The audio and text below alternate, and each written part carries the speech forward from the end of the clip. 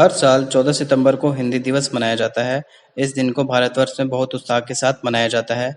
अन्य पर्व की तरह ही भारत के लोगों के लिए हिंदी दिवस भी उतना ही महत्वपूर्ण है।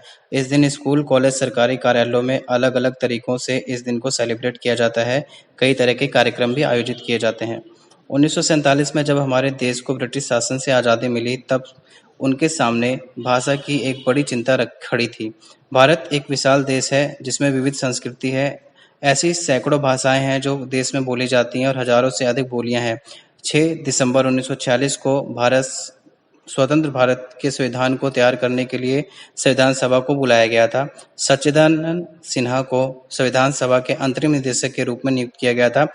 बाद में उनकी जगह डॉक्टर राजेंद्र प्रसाद को नियुक्त किया गया था।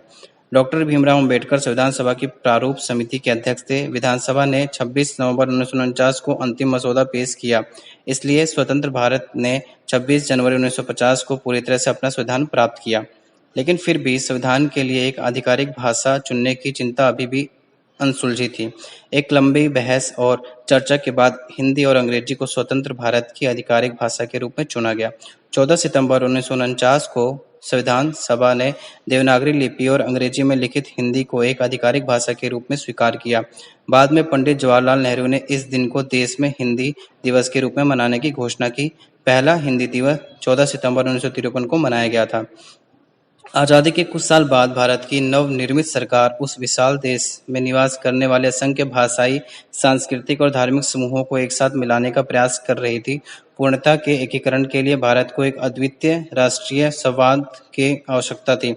चूंकि देश के पास स्वयं की कोई एक राष्ट्रीय भाषा नहीं थी, इसलिए प्रशासन द्वारा यह निर्णय लिया गया कि हिंदी वह भाषा हो सकती है जिसकी उन्हें तलाश थी।